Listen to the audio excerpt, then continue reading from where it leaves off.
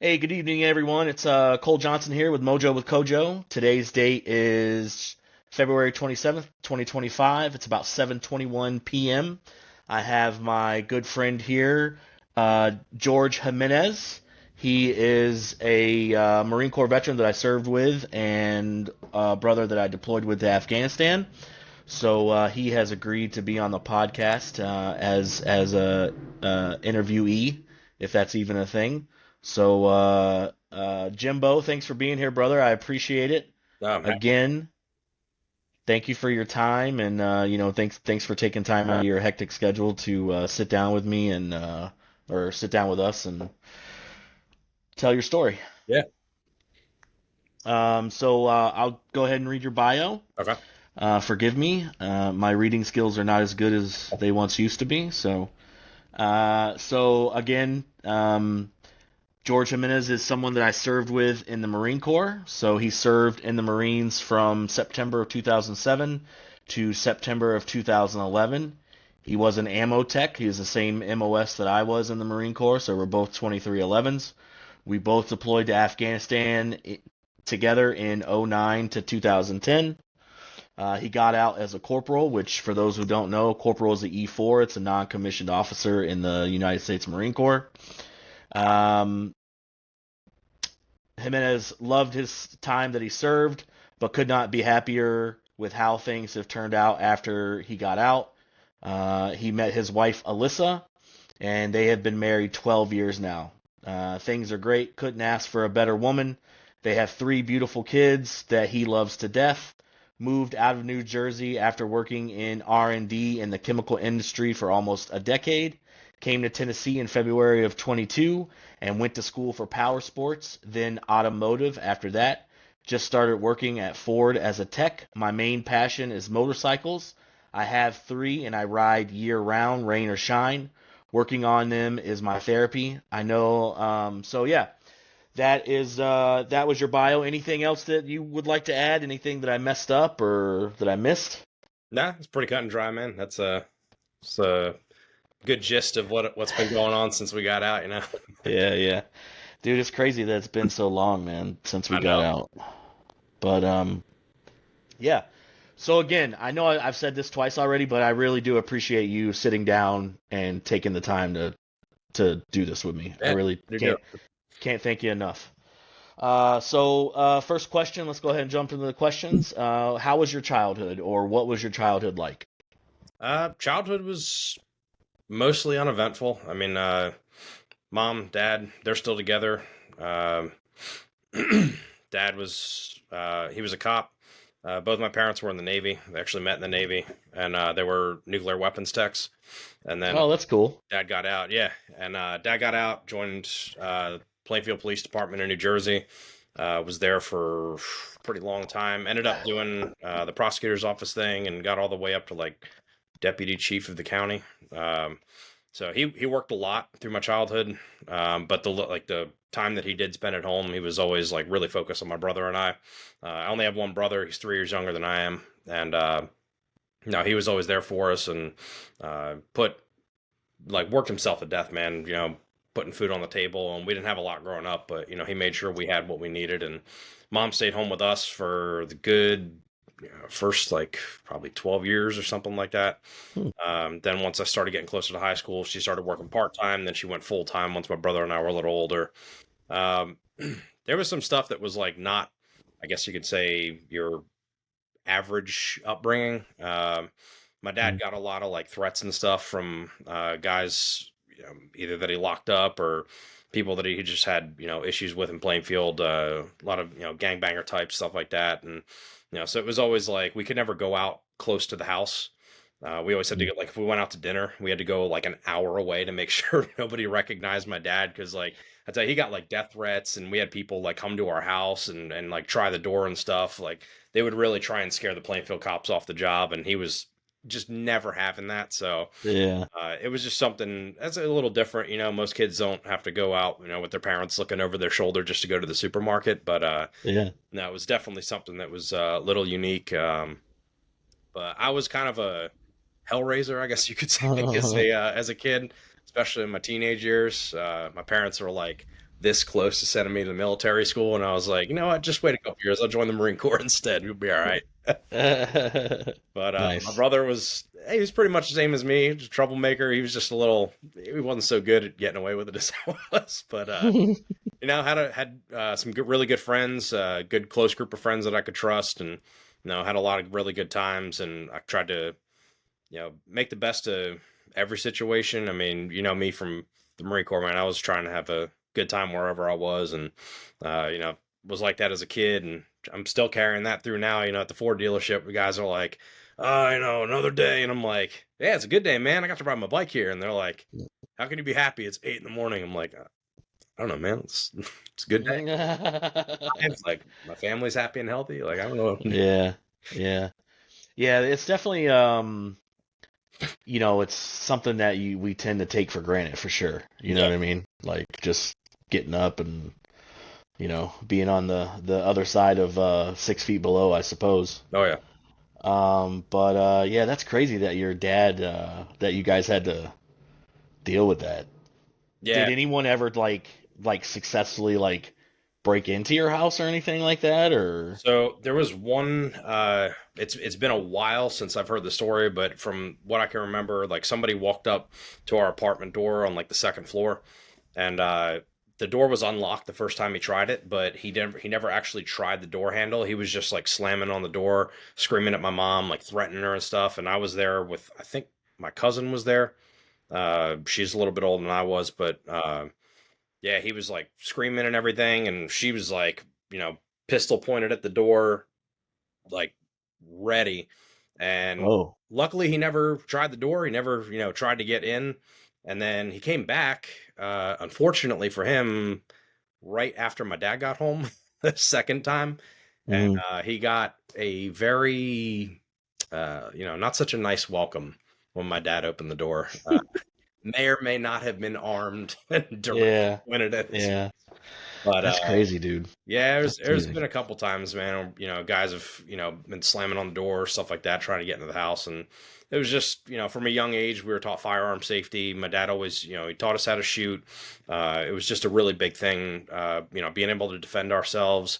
Martial arts were a big thing, all kinds of self Mm, defense and all, and it was just preparing us for really the real world. But it was just a step above what most parents are like. I want to make sure you can defend yourself. My dad's like, you really have to be able to defend yourself. yeah.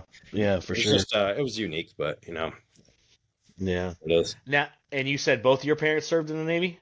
Yeah, yeah. So they met. I think they met in Colts Neck, and then my dad was stationed in Norfolk, and he only had a motorcycle when they first started seeing each other, and he was riding from Norfolk to Colts Neck, New Jersey, like almost every weekend, just like racking up miles on that bike, man. And How long did they serve in the Navy? Do you know? I Do you think we remember? both did 5 years because that was the minimum for nuke techs. Okay. My mom had a really hard time being a woman in the Navy in the 80s. It wasn't Mm-hmm. so friendly, especially in like the nuke field. Mm-hmm. So she got like lower clearances than my dad. My dad had top secret, and she was only allowed secret. He was actually in the he was on an aircraft carrier on the, I think it was the JFK off the shores of Mm. Lebanon during the Lebanon conflict. Oh wow. And he was doing his thing on the ship, but my mom never got to go on ship. She was always kept ashore and everything, and she was really good in her field. Mm-hmm. She was like one of the top people in her unit, but they were just like, you're a woman, like this is a man's job. And I was like, Mm-hmm. today's day and age, probably wouldn't be like that. But Yeah. she has nothing but good things to say about her time served. So she never let it get her down or anything, and she had a good time, and she's very proud of what she did. So And she should be. She yeah. definitely should be. Yeah. Yeah, it's always crazy to hear or to listen to, people's, stories, especially women that served Hmm. during that time. Like, now you got women in combat roles. You Yeah. know what I mean? But I don't know. I mean, I guess, women have been flying helicopters and planes and pilots and doing all that for years. Yeah. Like combat missions and all kinds of, stuff. So it's just crazy that, people treat people or did treat people like that. Not that I'm saying that that still doesn't happen today. Yeah, yeah. Obviously, it still does to a certain extent. Hmm. At least I believe it does. Yeah. But that's awesome, man, that they both served. I didn't know that. I didn't know that. And what about your brother? Did your brother serve? Yeah, he actually joined the Marine Corps right out of high school, like I did. So he joined 3 years after. He was actually Air Wing. He was mainly on Harriers, but Okay. He did I think he was with like the 24th MEU Hmm. or 26th. I know it wasn't the 22nd. I think it was 24th to 26th MEU. He went on like the Iwo Jima and stuff, and he was kind of bounced around because he was really good at his job. And he, like I said, he started in Harrier Ordnance, but he's done a whole bunch of stuff, man. He was all over the place. So was he an ammo tech too, No, or he no? Harrier Ordnance, so air wing ordnance. Oh, okay. I So got you. kind of, Got you. Got you. pretty similar to what we did just for airplanes, and Yeah. apparently his is way more physical. He can have that because I was good with what we were doing, man. I don't know, man. I thought some of that shit that we were humping, This, moving those. you remember the 45 boxes? Yeah. Those Yeah. Yeah. lots of fun. Yeah. Yeah, that's awesome, man. That's awesome. I'm happy. Yeah. Again, I can't thank you enough for doing this for me, man. Yeah, You're dude. like I'm you're like a celebrity to me. I'm like all giddy and shit because you're on here It with always me. feels So awesome, man, to like get in touch with people, like especially guys I was deployed with, like you and Farnsworth and everybody is just no, it's always a good feeling, man. yeah, that's good, dude. I'm happy. I don't know if I've ever told you this, but if you ever need anything, I'm only ever a phone call away. So Appreciate it, man. of course. So I guess the biggest question is, why did you join the military? Well, there's a couple reasons. Initially, when I was a lot younger, I was really banking on that I was going to fly F-18s off of an aircraft carrier in the Navy. That was like my huge thing. I was like, man, I can't wait to do it. And now I read all these books, and it was weird how like different my brother and I when we were younger. Like he was always reading, like fiction novels and funny things and all that. And like I would go to the store with my mom, and she's like, "All right, you guys can pick out whatever you want." I'm like, "Okay, I want this," and it was like an 21st century aircraft encyclopedia.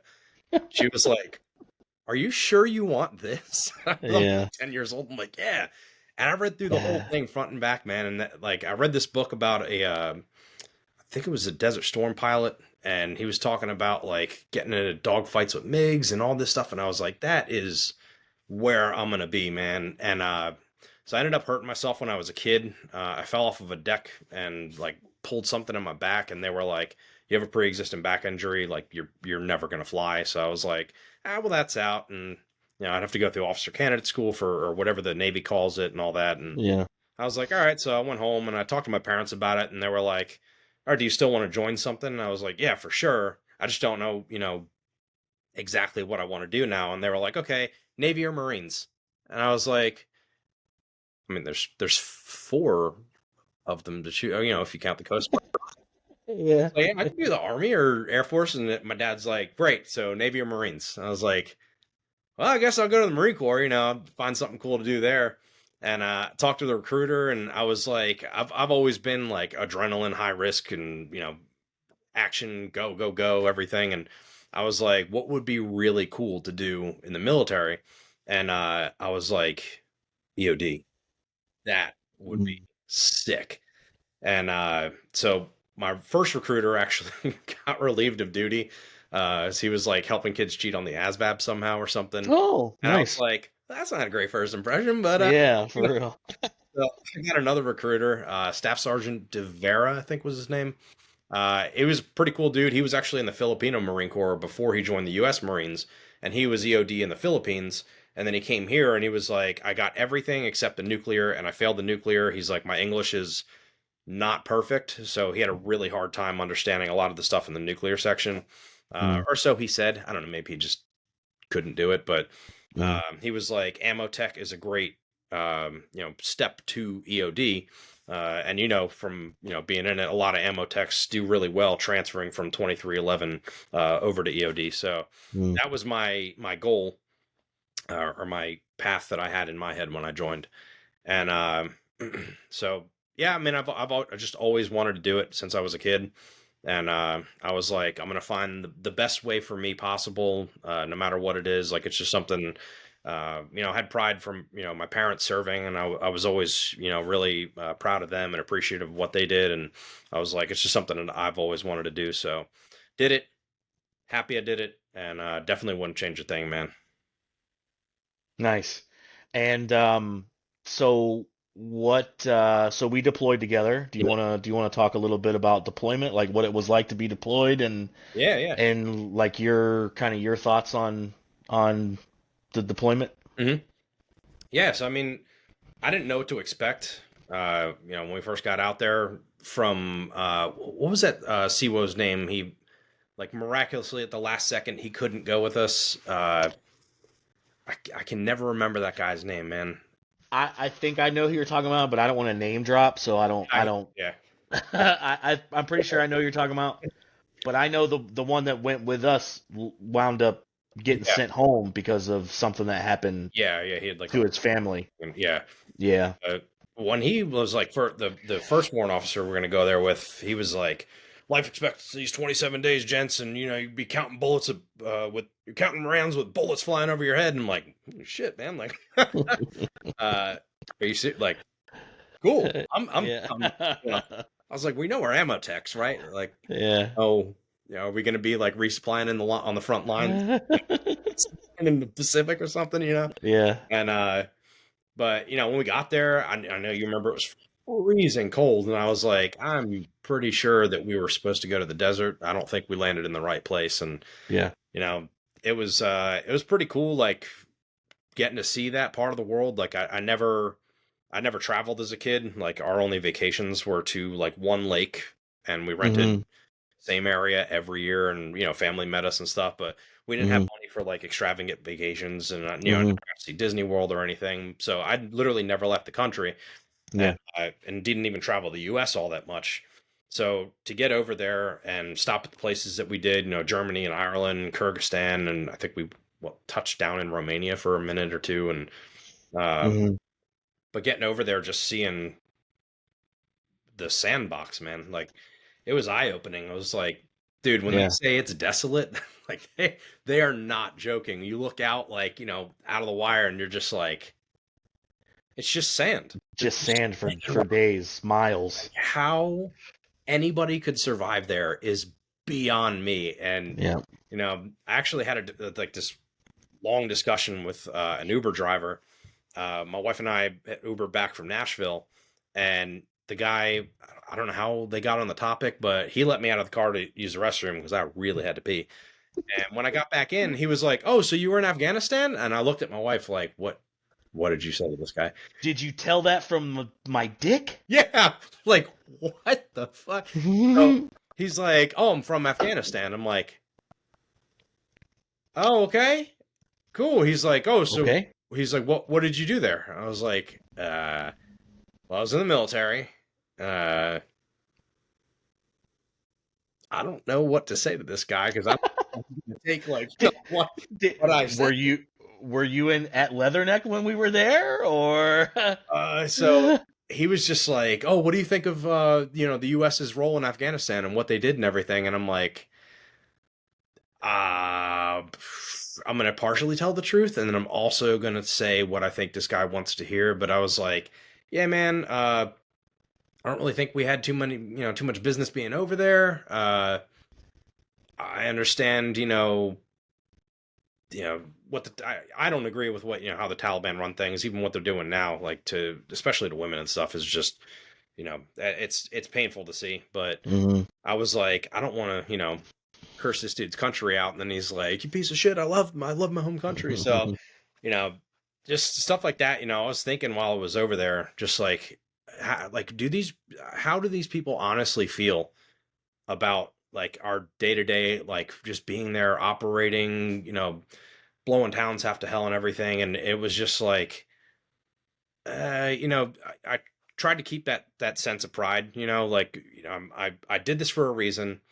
I joined for, at the time, were my good intentions, at least, or I thought they were. And, like, I'm, I've always had like an innate feeling of protection for people.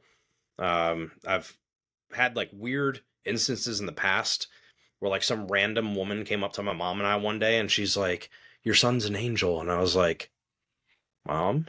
She's like, Mhm. "No, you don't understand. He was sent from God to protect people." And I'm like, "Okay." And I was like, I don't know, 5 or 6 or something. Like I was super Mhm. young and I'm like, I ain't protecting nothing. Like Mhm. and but I don't know, that feeling like I should always be a protector is kind of like carried through my entire life, and that was part of like a big thing, you know, say protecting freedom and everything for protecting people back home and all that, and just I don't know. When we were over there, I was like, it doesn't really like feel like I'm protecting a whole lot of people. It feels like we're trespassing a bit.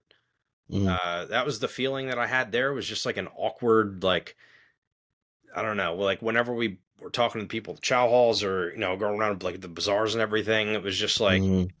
I never like they're friendly, enough. Mhm. But it's like, are you friendly because I'm holding a rifle, or you're friendly because you're grateful that we're here, or is it both? It was just like a really awkward feeling when you talk to like the civilian population there. I'm like, I don't really know how to feel, because I want to feel good Yeah. about what I'm doing, Yeah. but at the same time, like I don't know how they feel about it. Yeah. I think for me it was like trust. Like you couldn't figure out if you could trust them or not. You Yeah, know what I mean? because you don't know Like what they're thinking about you, so you always had to keep like, them at like arm's yeah, distance. And I not them. Not like they're not people and shit yeah, like yeah. that. But like do you remember there was like that big to do on Leatherneck with the Marine that almost got his eyes gouged out Yeah, by one of the porta potty, right? TCNs. Yeah, I don't know if I know he was walking back from the chow hall and one of the TCNs attacked him, and yeah. the only reason why he didn't get his like actually gouge his eyeballs out was Mhm. because he had those fucking The BC's on. BCGs on, Yeah, and he had the brain strap on, so the TCN yeah. It's couldn't get right his over it, man. yeah. So, but I mean, it's shit like that like you can't really. I don't know. Like I definitely understand how like where you're coming from and how you feel. I think Yeah, for me it was more of like I said, like trust. yeah. Like And a it, trust it issue. makes you nervous, like when you're walking around people, especially after hearing shit like that. Like this dude almost got his eye taken out, by TCN. And is just like, did we vet these people, or Right. like the workers that are here? And that was like, I mean, the feeling, like always, even when you were in a safe place, like Mhm. being on Leatherneck or on Bastion 1 and 2 or down at Dwyer, it was, I don't know, man, it was like always looking over your shoulder and that kind of stuff. And, you know, it's funny because I talked to like some guys, especially, guys that I've worked with in the past or, just met through, mutual friends, stuff like that. And I talked to like combat vets who like were doing some hardcore shit, like Yeah. door Kicking indoors and all that shit. Yeah, yeah. 311 guys and all that. And, they're always like, oh, yeah, man, it was a good time and, whatever. And I'm like, you didn't have that like paranoia feeling, or maybe you're just doing the macho thing and, not, talking about that. You just want to make sure, everybody knows how big and bad you are. I don't know. But I get that. I get so many questions from so many people all the time. As soon as they find out, oh, you're in the military, I'm like, oh yeah, I was in the Marines. Oh man, did you deploy? Yeah, yeah, yeah. Oh, where'd you go? Afghanistan. Oh man, was it crazy? Did you like just kill people and all that? I'm just like, nah, man, I didn't choose a job where I had to be kicking indoors and mowing people down. I was more like I had a path in mind, and that's Yeah. why I chose the job I did and all that. But I don't know, man. I'm proud of what I did. I'm glad that I did it. Mhm. But there's always like, I don't know. I guess there's so many gray areas after so long that like trying to remember the exact mentality or the exact mental state I was in at the time, because I've done so much to try and I guess change who I am, or how I act, how I behave, and just working on myself day in and day out. Is it makes it harder to remember. Like the more I strive to be who I want to be, it makes it harder to remember who I was so long ago. Mhm. Um, but you always have the memories, and the experience will always stick with me. You know, there's no changing that. It's just it's different to see like how things have changed day to day from like that mental state I was in, you know, while we were over there Yeah. versus where I'm at now. I'm like, I don't know that I could do that again. Uh, Yeah. it's high risk, and I have a lot more to lose nowadays. Mm-hmm. So it's just, you know, back then I was like, woo, here we go, deploy, hell yeah. And now I'd be like, you know, I don't even want to ride through the bad part of town. So Yeah. yeah, it's so much different, man. Well, now you have kids and a wife. Yeah, You know what I mean? like You know? you know, I have people to protect, I have people to provide for and care for. Like Right. such a game changer, man. Yeah. Um, do you remember that excuse me. Do you remember us going to CAX to Mojave Yeah, Viper? yeah. I still got pictures from that. Do you remember? Because I think you and I were on guard duty at the same. We were partners, right? Yeah, Like yeah. battle buddies or whatever the hell you want to call it. Do you remember that? I don't know if it was the first night that we had to pull guard duty or what. How many days it was into that going out to that little fob or whatever out in the middle of fucking nowhere Yeah. in 29 Palms. But do you remember us getting off guard duty one night and that you know the coyotes were so coyotes are the people for the listening audience and the viewing audience. The coyotes are I don't when I say coyotes I don't mean No. animals. I mean yeah, I mean people. They're kind of like advisors, I guess is what you'd call them, kind of sort of, right? Yeah, yeah. And they walk around in the area that you're in, and they have like, and the only reason why you can tell the difference because I think they wore like a bright neon orange vest, right? They stood out pretty well. Yeah. They weren't like trying to hide or anything. And I think we were coming back off duty, off guard duty, and that fucking dude, that coyote, threw one of those simulator mortar rounds. Yep. And we had just gotten off duty, and I had just taken off my fucking flak and Kevlar, Yeah. and you know you got to run and get into cover and all that shit, and I threw that fucking Kevlar or the flak over my head, and I didn't even strap it up. I was Yeah. just moseying, and that damn staff sergeant walked up to me and was like, "What's going on, Lance Corporal Johnson?" And Yeah. I was like, I just got off duty, Oh, we're not Staff Sergeant. cannot remember his name though. I'm I terrible. don't wanna say his name. He wasn't with us. He wasn't No, with no, I ammo. remember. He was with Maintenance shit. battalion or Yep, he was with Maintenance Battalion. He yeah. was hard charging devil dog, Oh let's yeah. just put it that way.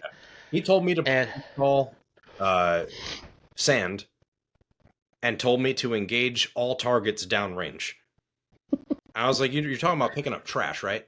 Like we're still on that subject because yeah, am I about to go grab a rifle and some rounds or something? Like that dude was like, let it's me down. let me take what's that damn thing that you put in the butt of your gun? What's or not butt, but the barrel? Or they call it a baffle or that red thing, right? And you like screw it in. Yeah, it's so that if you had a round in your gun, Yeah, it wouldn't do anything. yeah. But anyway, and he pulled me aside and he like reamed my ass because I Mhm. wasn't moving fast enough. And I think old Speed Nasty Yeah, got into him and was like, "Look, don't fuck with my Marines." yeah. And he never said anything to. I mean, we never saw him again after we deployed that. I never saw him again No, no. when we got to Afghanistan. But like, damn, dude, calm down. Yeah. Like, this is where we're here to like train and learn, right? Let's just Yeah, like I'm going. yeah. Shit, cut me some slack, brother. Yeah. Fuck. Do you remember the BEQ manager we had for a little while? No. He was staff sergeant. I think he got like busted down from Gunny, and they put him as BEQ manager for like I don't know if it was a punishment or pretty much, but that dude, he reminded me a lot of him. Was he with us or was he with Maintenance Battalion? No, he was from Supply Company, I think. Mm. But he was the same way. Like way overboard, and I'm fairly certain he was never like a DI, but he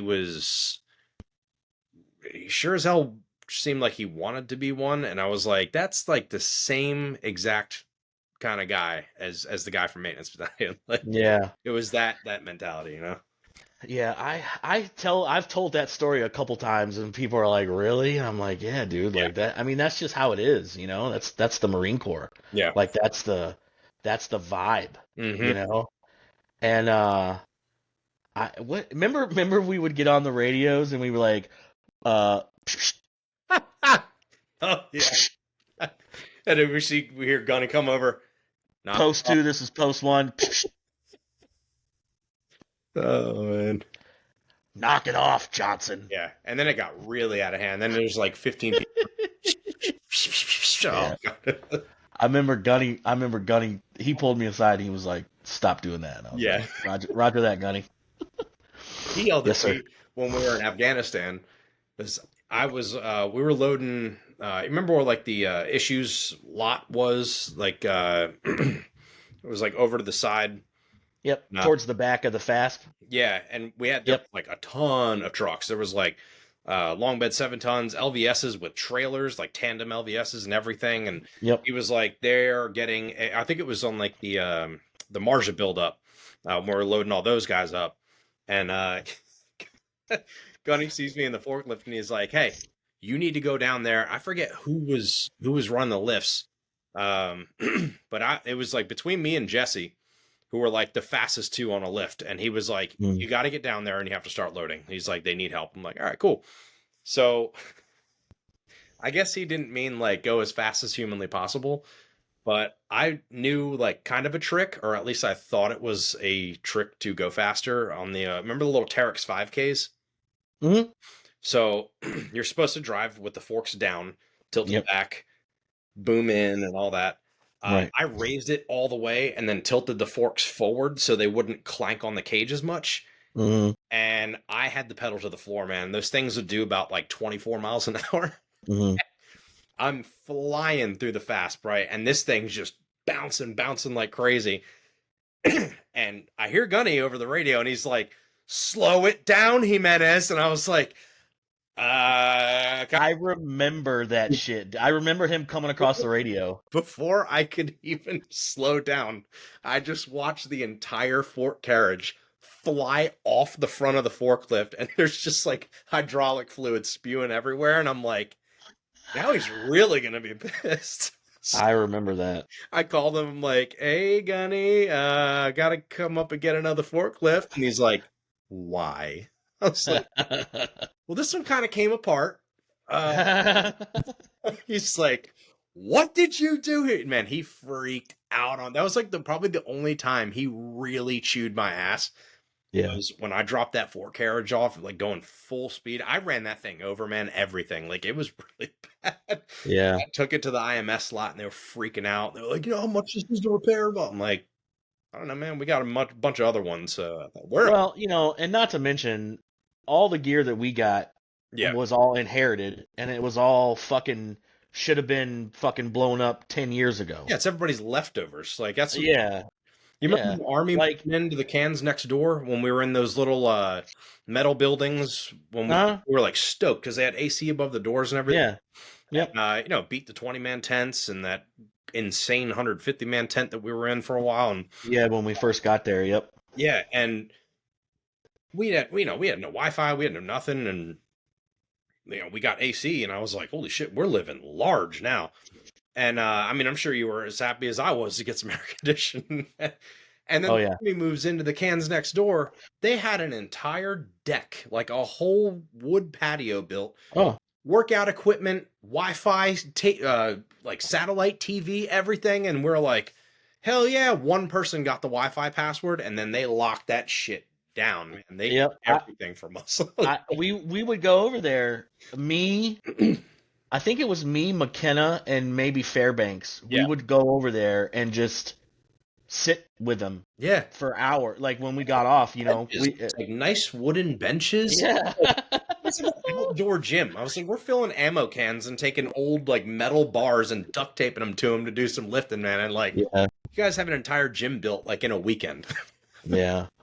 I tell you what, I said this the other day. I interviewed Corey Yeah. Phillips, and I was telling him he wanted to be EOD too. Mm-hmm. And so I thought that was cool. But I was telling him, I was like, yeah, man, I was like, the group of guys that we went with, like that core group, Gunny, like he is really somebody that I looked up, like I look up to. Like I'm trying to get him on the podcast if I can get in contact with him, see Yeah. if he wants to be a part of it. I tried to look, Um, but I mean, I don't have Facebook, so I like jumped on my wife's, and I'm like, I don't remember his first name, so I'm like trying like all different things, and I'm like, dude, I can't find this guy anywhere. Like, I'd love to yeah, reach out and be like, dude, like, thank you for being so cool. yeah, Like, you could have been like all the other like hyper motard dudes that just were looking to ruin somebody's day. This dude was just like, let's get the job done, go home and yeah. have some beers. Like that was his He, thing. yeah, him and I don't want to say his name, but He was before. the no the staff sergeant that deployed with us, the one that just came out of the Yeah. drill field, Oh yeah. he was the shit. He was awesome, dude. I'm friends. I'm trying to get him on here too, so I'm hoping. I'm hoping that he agrees Yeah, because I'll be looking forward to seeing that. yeah, him and I'm tell you what, dude, him and Gunny were like they really. And like you guys too, like the Yeah. us Lance Corporals and all that shit, and like the corporals that we went to, even the other sergeant that we deployed with. Yeah.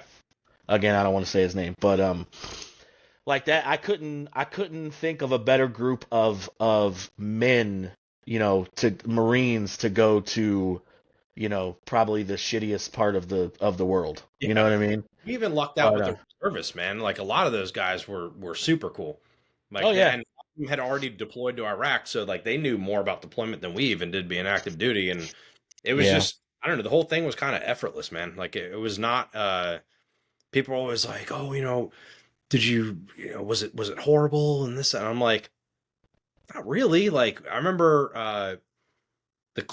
probably the closest call I had was when McKenna and I were on what was that? Duty tech? What? Oh yeah, yeah. Yep. So I got Because I volunteered to do that the first 3 months. It was me.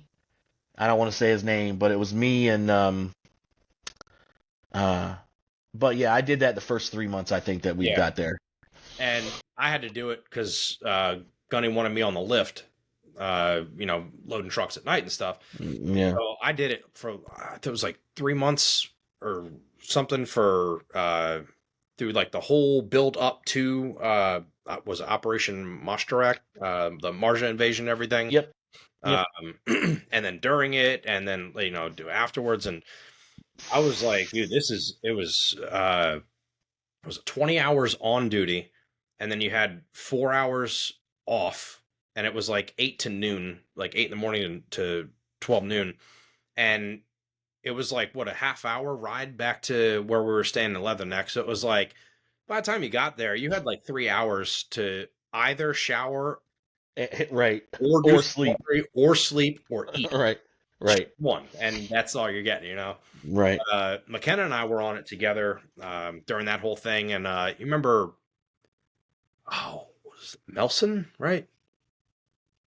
Yeah. He went with us. Yeah. I don't remember him. I remember him, but I don't remember him going with us. The reason I remember that guy is because of how Old cranky and old he was. Yeah. Late 20s. Like Yeah. to us, I was like, you are like a grandfather, man. Remember we used to call him the old man of the Marine Corps? Yeah. And I'm like, Grand old man. so McKenna and I were the worst two to be on duty tech for that guy. Yeah. Good friends, and I was just like, we were goofing off all night long. Melson's like, trying to sleep. And I'm like, we got plenty of time to sleep, man. Like, go. But yeah, McKenna and I were one night, we wake up and I start hearing like boom, boom, boom, like in the distance. I'm like, how's that? Like, starts, getting a little louder.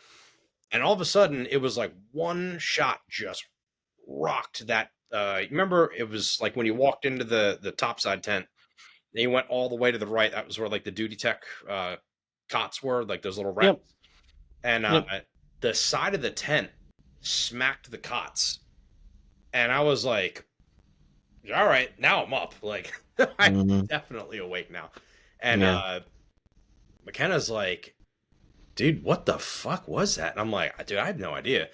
So if you ask, I think who was out there? You remember the gunny that came out later on in our deployment? Hmm. I wasn't really too fond of him, but uh, he came in the next day and he's like, "You guys okay?" And we're like, "Yeah, we're fine." So what ended up happening was we were getting IDF from God knows where, and it was like the middle of the night. And one hit so damn close that it like blew the walls of the tent in and smacked our racks and woke me and McKenna up. And I was like, dude, I'm pretty sure we're getting shelled. And he's like, yeah, I'm pretty sure. So we did what we were trained to do, and we went outside in PT gear and flip flops with our rifles. And we stood on that berm behind the little topside tent, and Yep. we're just watching rounds impact between like us and I forget if it was Bastion 1 or 2 that was like you could see like all the way across that kind of barren Yeah. wastelandish. And we're just like watching these rounds come down, and I'm like, that's really close, dude. Like, Yeah. super close. And yeah, we just stood there. McKenna's got his little digital camera out, and he's just panning around recording it. And I'm like, we put one in the chamber, and we're like, I highly doubt anybody's gonna like walk up and get within shooting distance, but like that was like the closest thing was Yeah. getting hit that close where like our tent was like boom, and I was like, Yeah. all right, that was close. But Yeah. other than that, like we really had a pretty chill deployment. Like, I mean, at least I did. Like, I was, you know, mostly busy on the lift. I mean, I did some pallet riding here and there, but it wasn't like, we're kicking indoors and getting into gunfights and stuff. It was just like, and I think that's the thing that people see. Like, they watch YouTube videos of like, OEF and OIF, and they're like, it's just rockets and machine gun fire, and like, Yeah. that's the stuff that was put up for people to see. And I'm like, yeah, but there's a lot that goes on that is not that. And Right. there Right. there are so many MOSs, in the Marine Corps, and I don't. It's like, I don't know. People have that like preconception that every single Marine is instantly a grunt, like you are all, infantry. Well, And I'm like, no, we were kind of hanging. I think that. Oh man, excuse me. I think a lot of people have misconceptions about it because I think when they think military in general, they think combat, Yeah, and it's not. So I'll tell you this: I am a firm believer that any any person that's 18, when you turn 18, you should have to join either like AmeriCorps or the military or something that is gonna teach you like common values, like that it's not all about you, that it's about something greater than yourself. So I'm a firm believer of that. It'll never happen in America. I doubt it, yeah, but maybe it will. I don't know. But I had a conversation with one of my coworkers many, many, many years ago, and it's always stuck out to me. And I was like, she basically was asking me like, like why I joined or whatever, and I told her, and I was like, I honestly think that everybody should have to join. yeah. You'd serve 2 years. And she was like, yeah, but not everybody, wants to fight or go to combat. And I was like, see, Could be a that's where, repairman. Like, right. I'm like, that's where you're wrong. Like you yeah, don't, just because you join the military doesn't mean you're going to go to combat. I right. mean, And you could be an that, electrician. Like, right. I'm like that. Not every, what? Go ahead. I'm sorry. oh, it's just like you could be an electrician, refrigerator repairman. You could be Right. like a computer guy. I mean, you could literally do anything other than combat if you want to. Right. Right. But people don't know that. You know what I'm saying? People that have never served or never had anyone that served. And I'm not saying that they're wrong, you know what I mean? But Right. like, I don't think there's anything wrong with kids figuring out that it's not all about them. You Right. know what I mean? And It's that's, not. that's a big personal thing for me is like, so in the past, 3 years ish, I've been in school, and most of the people that I've been in class with have been in like the 18 to 20-year-old range. And Hmm. excuse me, it's like almost disheartening how,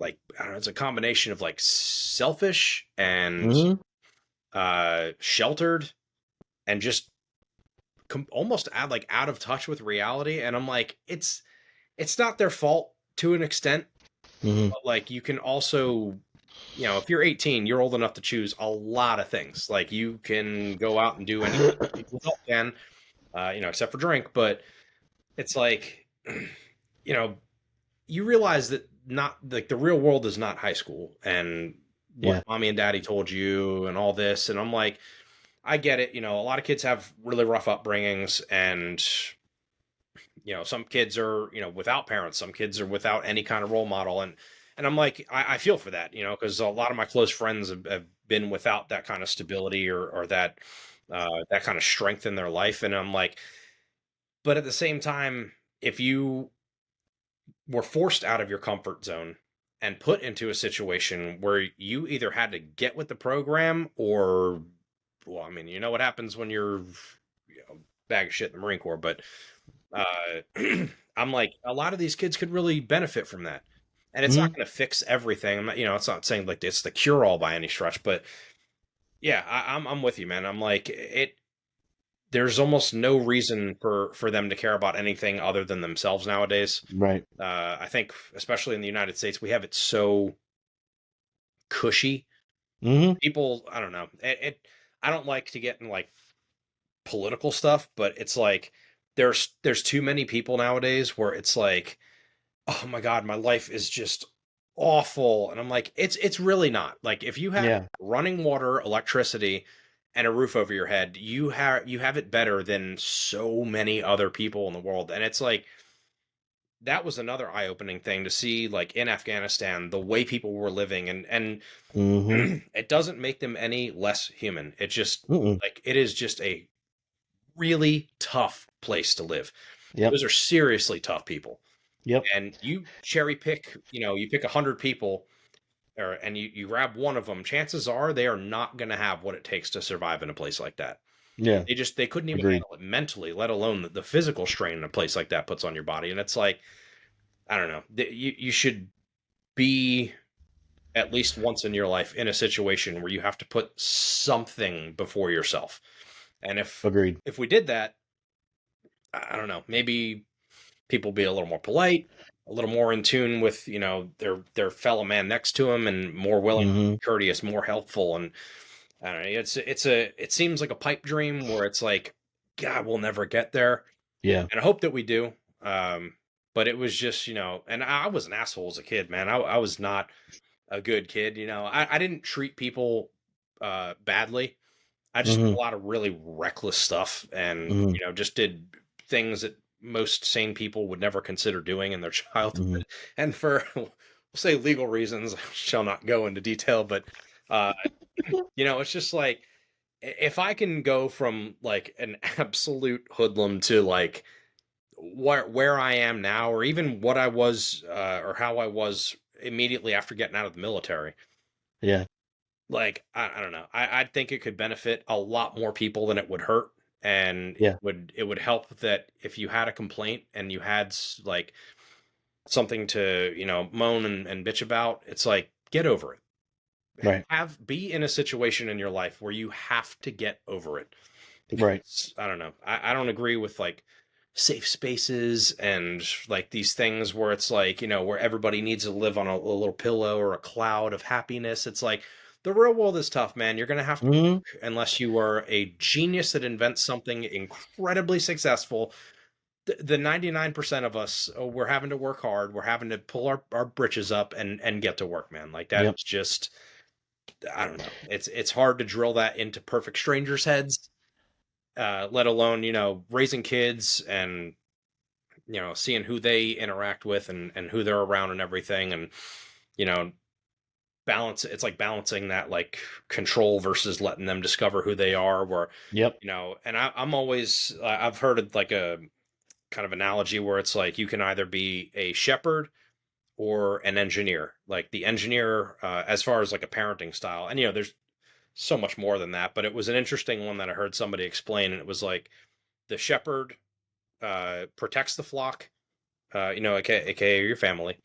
It Yep. guides them, and it chooses the fields in which they graze, but it does not force them to do a lot. It just more or less like guiding them along, showing them the right thing, leading by example, putting them in good situations where they can succeed and they can thrive, versus the engineer where it's like, you will do this, you will go here, you will, take this, you will do that. And it's just like, I've always been in the shepherd mentality of like, if my kids aren't successful, it's because I didn't give them the tools to succeed, Right. and that's up to a certain point, of course, but uh, my kids are driven, they have ambitions, they have good ideas, they have so much that goes through their little heads all the time.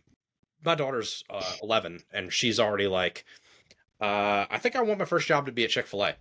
She's like, when can I get a job? Nice. She's like, can I get a job in a couple of years? I'm like, well, the legal limit in Tennessee, sure. Yeah.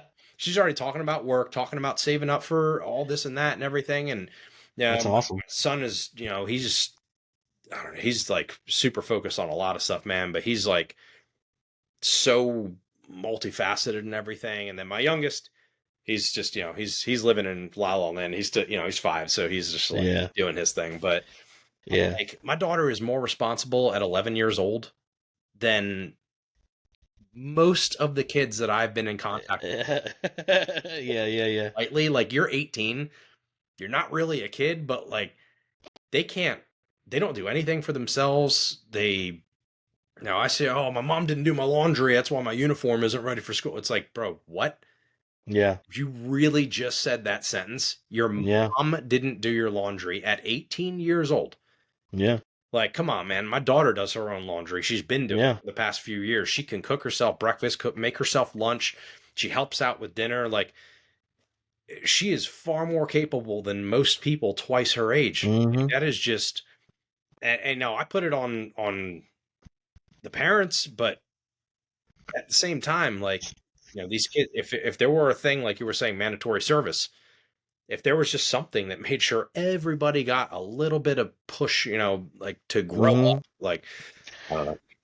Well, and not to get off subject, but we were talking about it today at work. Some of my coworkers, they don't like, like I'm not sure what it was like when you went to school, but did they have a home ec, like where they kind of taught you how to like No. cook or like stuff like that? They don't do it anymore. Like I was telling my kids have they're self-sufficient. They get themselves up, they can dress themselves, Mm. they can cook, they can clean, they can wash their own damn clothes, Yeah. they can even iron. I taught both of my kids how to iron.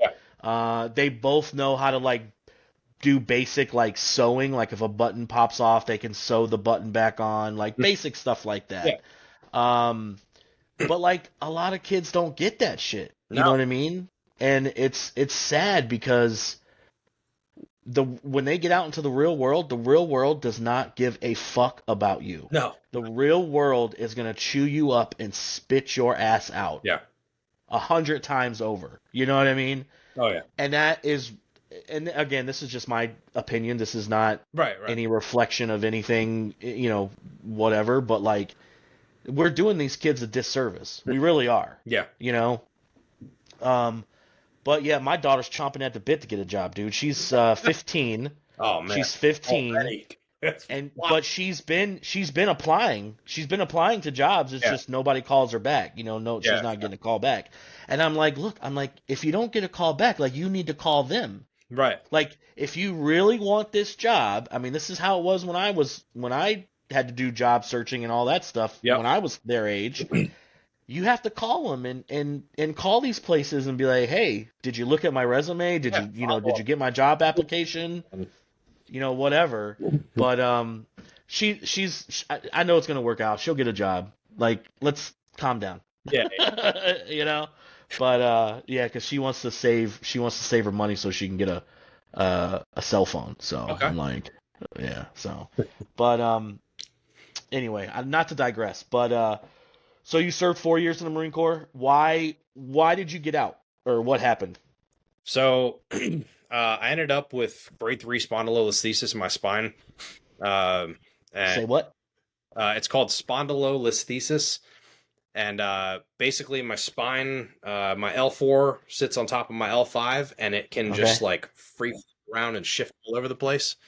And that digs Oh. into uh, all the nerves, everything, and it like a lot of it was.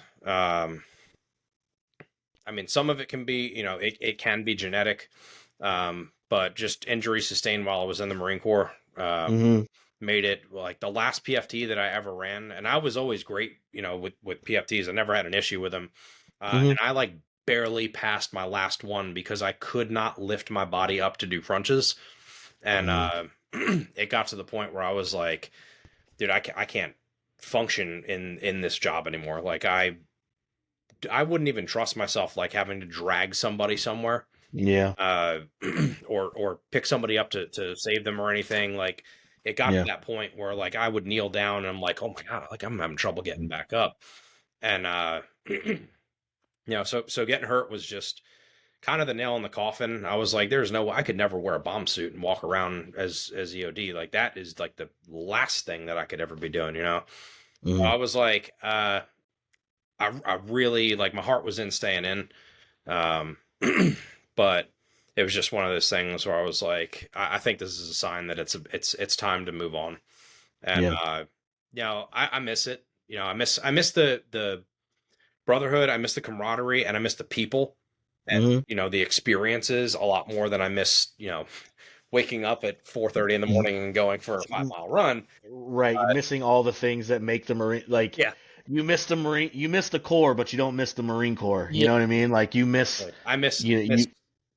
it. Right. No, it's Right. like an it Right. that you can't explain. Right. Um. So what was it like for you getting out? Like, was it, like, was it tough? Were you, I don't know, like, was it hard for you when you got out at first? Yeah, yeah, man. Yeah. And and I don't know, like I don't know. You always try and like play it off like you have nothing to complain about, or at least Mm-hmm. I have a problem with doing that. Like of, uh, I don't know what you call it, like dismissing what I'm feeling, Mm-hmm. or trying to explain Yeah. my way out of my feelings and stuff like that, or Yeah. and Like, diminishing your feelings yeah, and just kind of like downplaying what I was going yeah. through and stuff. Like, oh, I shouldn't feel like this because blah blah blah. But yeah, man, I had a really hard time actually when I first Yeah. got out. I started drinking a lot, Mm-hmm. and I met my wife not too long after I got out, and she was going through a really tough period in her life, and I was Mm-hmm. having a horrible time adjusting to normalcy, really. Uh, Yeah. I missed That's the my, shit. and I was just like, That's I the shit that feel they don't teach you so about. They don't. alone. Like, it Yeah. was just, I don't know. It was like the loneliest I've ever been in my life. Yeah. But it was like I went back to friends and family, and I went back to New Jersey. Uh, it was just like no matter how many people I surrounded myself with, no matter how much I tried to get out and do stuff, and get some FaceTime with old friends and everything, like nothing felt good. Like it was just the Yeah. weirdest sensation to be miserable and so Yep. alone and low and just like just completely downtrodden. And I'm like, I don't have like, like I said, like I'm thinking to myself, like, I didn't go through like these horrible wartime, where I'm like freaking out over fireworks and stuff or anything like that. But it was just like, one, I had no idea what the fuck I was doing because I was like, okay, job. What do I do? Right. Like, I did landscaping, through my whole, childhood, all the way through high school and everything, and uh, that was really my only work experience aside from like a very short stint as a dishwasher. But landscaping, I made plenty of money in high school, and but I was like, that's not like it wasn't like a real job. Like I Yeah. did like the maintenance side of things for a company, and I ran that with my dad, and we were doing a whole bunch of stuff, and then I started going out on my own, and then uh so it wasn't like, it was a dad's friend that had this thing going. He hired me on, and I got out, and I'm like, uh who do I call to Right. start talking about employment? And How do I do this thing they call life? yeah, and they're, they say when you go through like steps and taps and all that, they're like, oh, there's so many resources that you can do, and blah blah blah. And I'm like, yes, but also, have you ever tried to get in contact with those people? Because it's Right. like Right. it is a complete, like, I don't know. Feel like they're feeding you a line of bullshit when you get out, where they're like, don't worry, you'll be taken care of. And then I got out, and I'm like, I have no fucking friends. Like, like my brothers, like I missed everybody. I Yeah. was like, this kind of sucks. Like, I was like, I can't believe I was actually looking forward to getting back to this. And I was just like, I don't know what to do with myself, man. Yeah. And I went through. I was like, I guess I could try and get like unemployment while I'm looking for stuff. So I did that for a short while, and then I ended up moving to Philly, and I was, trying to help out a friend. Uh, he ended up being like not kicked out, but they wouldn't renew his lease in his apartment, and they were doing like a whole bunch of shicey shit. I mean, it's Philly, so go figure. Yeah. Yeah, he was like, "Hey, man, like I don't really have a place to stay. What are you up to?" And I was like, "Well, we can get an apartment together." He was like my best friend through high school, and Yeah. I was like, "Dude, if you need a place, like I'm on unemployment, but I was thinking about going to school anyway. I could go to school down in Philly, and whatever." And so we got a place together, and it was good for a while. Like, it gave me a sense of familiarity, like of somebody that I was really close to. Yeah. I obviously kept in touch the whole time I was in the Marine Corps and everything, and so I was like, all right, this is going to be good. This will work out great, and it did. Then we started collecting animals in a 2-bedroom apartment in Philadelphia. Then we started breeding snakes in this apartment, and I'm like, it's definitely not going to pay the bills, but it's pretty freaking cool. Like, we had like cages of snakes everywhere. We had birds, lizards, like you name it. And I'm like, dude, if anybody from like maintenance walks in here, we're gonna get kicked out of here We're so fucked. fast. Were So, you growing pot in the basement too? no, man, I wish. But like, I'm like, all right, so like this is it's working, but this isn't success. Like, I'm not bettering myself doing this. Like, I gotta figure Yeah. some shit out. And then so my wife and I met, was it February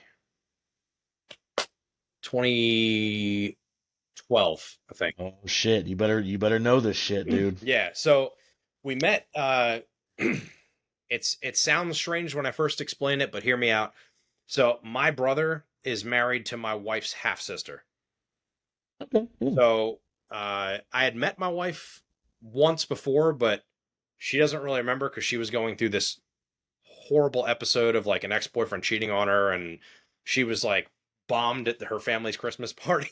I met her for like 2 seconds, and then I was like, man, that girl is miserable. She finds what she's looking for. And then fast forward, like, I don't know what it was, a year or two later, and So my brother gets married to her half sister. We just call her, her sister. They're so close. Yeah. Yeah. We don't say the half thing, but just for clarity. And Right. so my brother and her sister get married, and my brother asked me to be his best man, and she was the maid of honor. And I was like, all right. So we met that night, instantly hit it off. Like I was like, this is really, you're really cool. I like you a lot. Like I don't know where this is gonna go, but Where the fuck have you been all my life? yeah. So fun fact, I actually had like everything set to go down to Dallas at this point, to be Dallas PD. So Oh wow. I was like, all right, that was the game plan. I had talked to I don't know, some guy came up and was like recruiting and stuff. And I was like, here's my military experience. That's really all I got going for me. What's up? He was like, you'd be great. Sure. Absolutely. I'm like, all right, cool. So my dad ended up knowing somebody down there some way, somehow. And I had it hooked up where I was going to like stay in the police barracks to take all these tests and do all like the entrance exams, everything. He's like, so I had like plane ticket, plan of action, packing my bags. Like I am out the door. I think it was supposed to be like February, I can't remember, 21st or 22nd or something. And I met her on the 18th. And then I had to turn around and explain to my dad, who was like, pulling some strings, hooking all this up for me. I was like, not going to Dallas. It's like, what do you mean you're not going to Dallas? He's like, Yeah. you're shoot in, basically. You're golden. Go. I'm like, I got this really weird feeling, and I've never been like hopeless romantic type, but I'm like, I fucking feel like this is love at first sight. Like this girl's awesome, man. Yeah. That's And awesome. I mean, here we are, 12 years or 13 years of dating and stuff. But so much time has flown by, and I'm like, damn, I made the right decision. But Yeah. that was we did the unorthodox thing. She ended up getting pregnant when I was living in Philly, and so I was like, I got to move back to Jersey, man. Sorry, I told my roommate, and it triggered like this massive falling out. He was like, fuck you, dude. You're abandoning me. I'm like, dude, I'm gonna have a kid. And we're both adults. Yeah, like I'm trying to do the right thing here. Like I will Yeah. definitely be there. So I'm gonna move him back. And Yeah. I've like had this whole agreement. I'm like, dude, I'll pay half your rent until you find a roommate. Like I don't have a problem with it because I know I'm leaving you, in a situation, but I'm willing to help you out. Yeah. And so I did. I paid the half the rent for literally the rest of his lease, not knowing that he already had a girl move in and she wasn't paying shit. So I'm like, dude, I paid half your lease for no reason whatsoever. Yeah. And I was happy to do it as a friend. Right. But I don't know, man. He just like cut all ties. He was like, I'll come to your fucking wedding and fuck it up and blah, blah, blah. And I'm like, that's a bad idea. There's a lot of people there that you Yeah. wouldn't get past. But I don't know, man. It was just like, so that was a big thing. Like, being, I don't know, maybe a year out or so at this point. And I'm like, dude, the one guy that I had, some like the familiarity, the closeness and everything, like gone. And I'm like, I'm just about to have a kid. Like we talked about it in length, my wife and I, before my daughter was born. We were like, we don't have to get married, right? Like we were both cool with not doing it. Mm. Or if the other didn't want to, like I was honest with her. I was like, if you don't want to, like I am totally cool with it. I am here. Like I'm not going anywhere. Child aside, like you are like I'm absolutely staying here for you, like as well. Like, that was Yeah. not even a question. And she was like, she was like, I'm absolutely in love with you. Like Oh. I see no reason not to get married. I'm like, me either. Cool, let's do it. So, Nice. we got married. She was like 38 weeks pregnant. And then like 2 weeks later, my daughter was born. And at this point, I had gotten a job as a security guard for like a children's hospital. It was like a place for kids with disabilities and stuff. Okay. So I was doing security there for a little bit. And then I was like, kind of got to make a little bit more money. So I went to FedEx. I drove there for a year. And then my mother-in-law's friend got in touch with her and she was like, hey, the company I work for is hiring. Does your son-in-law want a job? And she was like, I'll ask him. Then I heard about it, saw the details, the pay and everything. I was like, this place got insurance? Phew, yes, sign me up. Mhm. And, Yeah. and there I stayed for almost a decade, man. And That was the R&D, the chemical place yeah, or whatever. so I worked in it was semiconductors, so all the chemicals that go into like computer chips and everything. Yeah. And Wow. so I worked in what's called process development.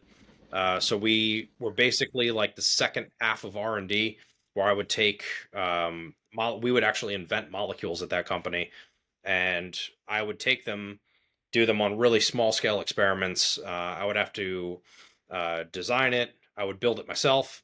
I would operate it, improve it wherever we had, like kind of perfect it. If it was viable, I would scale it up to like a pilot level. And then if that was viable and they were like, yes, this is going really well, let's scale it up to like high volume manufacturing and then Yeah. scale it to that level, design that, build it, run it, perfect it, and then start training a whole bunch of production operators on it.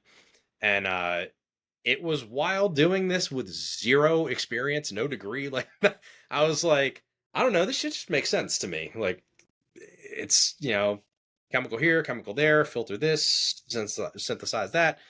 And it was just all learning on the job. I had awesome engineers to work with though. Like they were top notch people. And my boss was like Yeah. second to none, dude. Like shout out to that guy.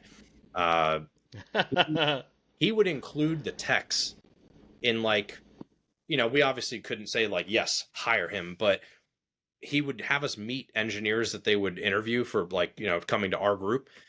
Yeah. And he'd be like, so what do you guys think? Personality wise, are they a good fit for the group? Like that's what he cared about, was having a good, like cohesive unit to work Yeah. well Yeah. together. And that's why our group in the company, we were rock stars, man. We were like, by every metric, the process development group, we were number one. And it was a really cool experience. There was a lot of downsides to that. That's the reason I got out of it. Yeah. Almost getting blown up, almost caught fire a bunch, and poisoned to death a whole bunch. It was just like the stuff that man, I would rather walk through like I don't know.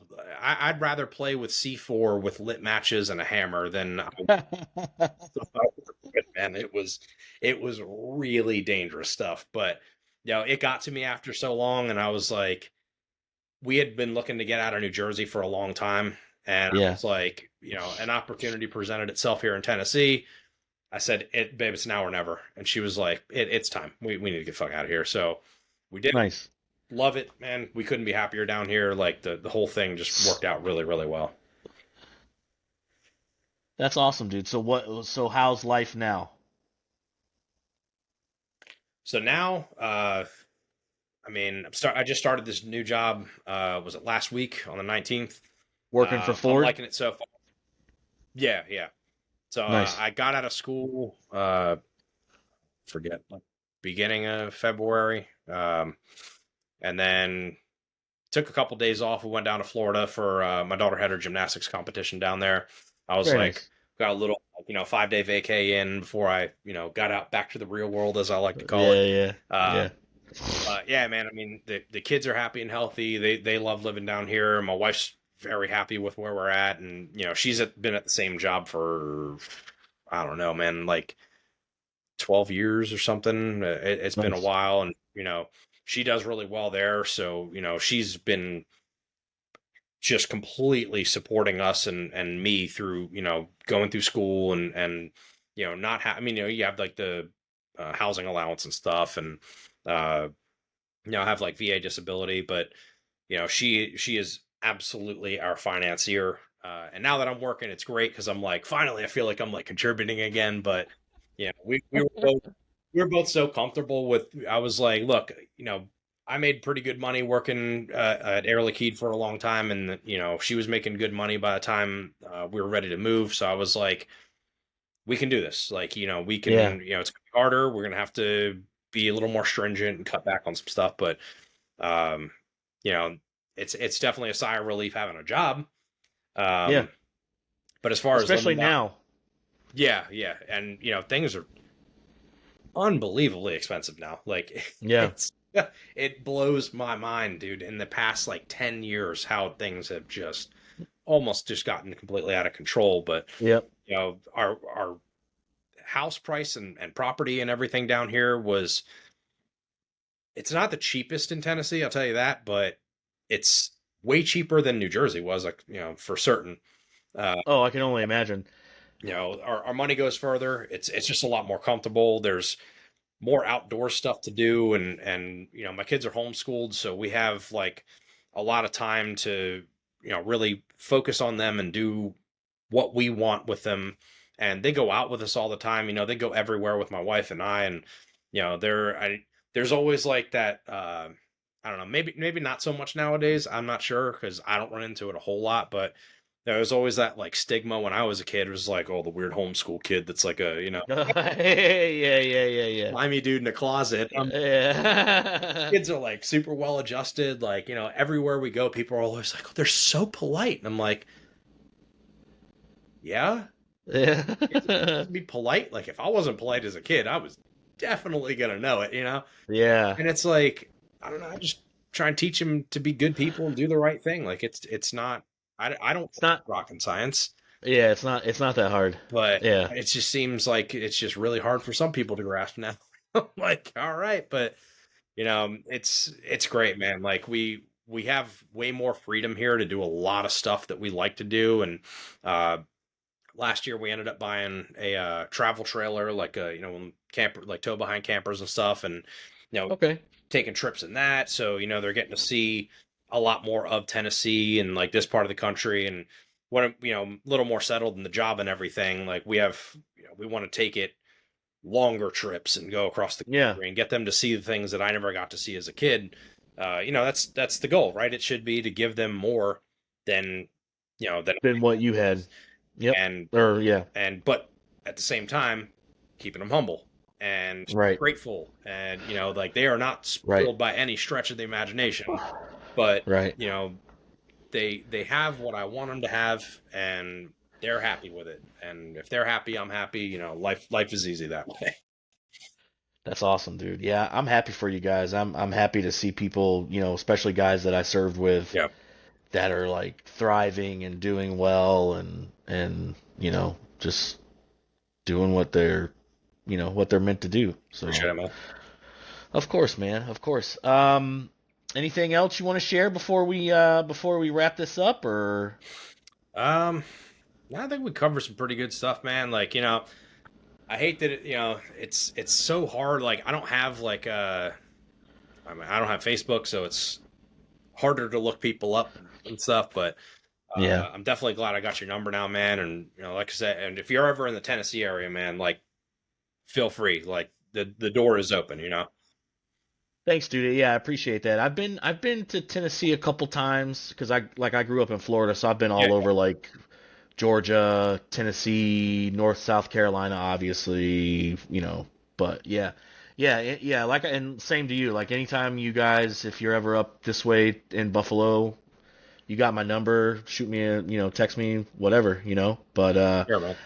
again, I can't thank you enough for, again, taking the time out of your day to sit down with me and share your story. And, sometime in the near future, after maybe a couple months or something like that, I'd like to have you back on and do like a second interview with you. Sure, yeah, be happy to. All right.